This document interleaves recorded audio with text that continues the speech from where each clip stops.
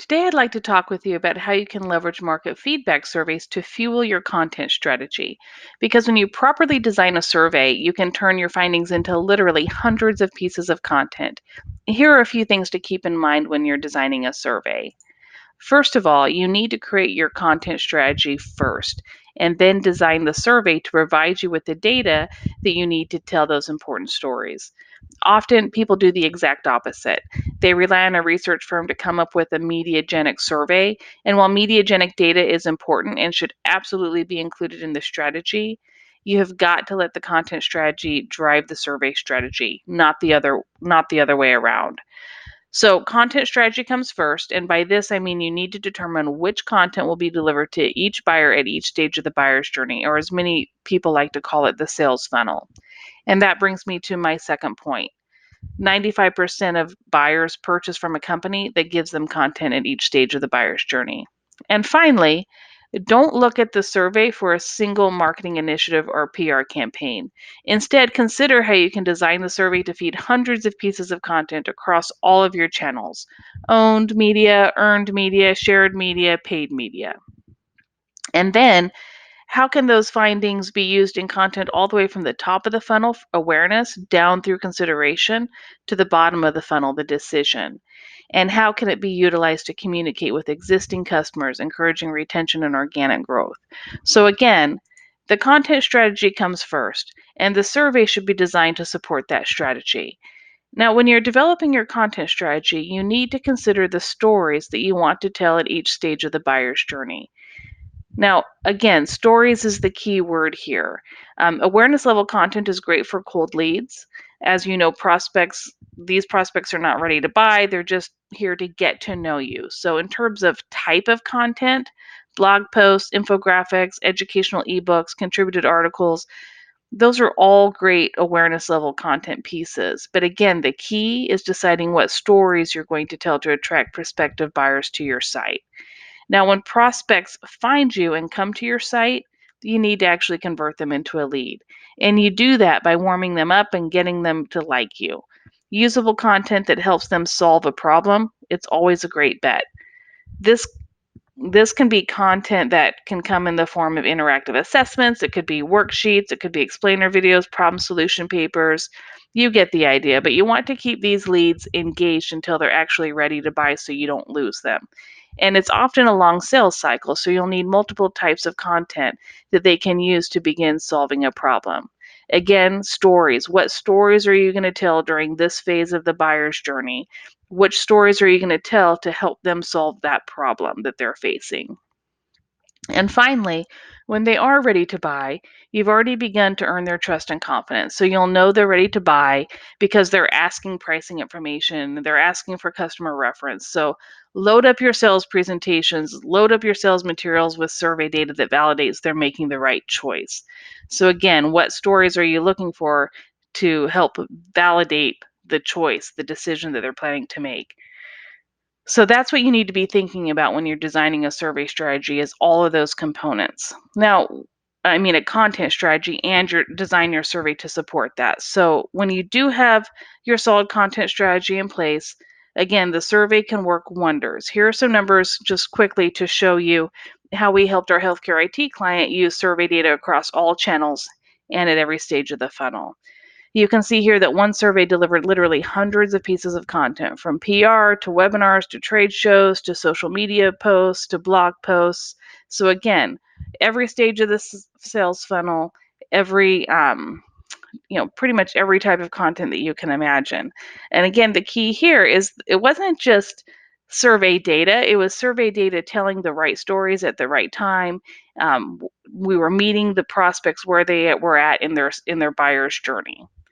Of course, I would love to help you with a content strategy, and then, of course, design and maximize a survey to produce similar results.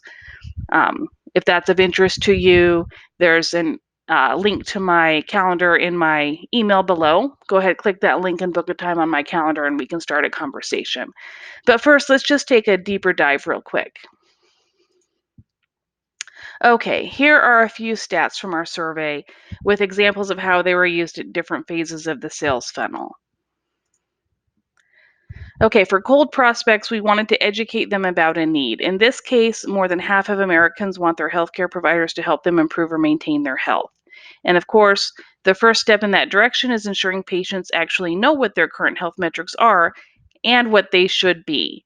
So the survey, it was designed with this in mind, and it revealed that almost every patient across the United States, 96% in fact, said it's important for their healthcare provider to help them understand their current and their target health metrics.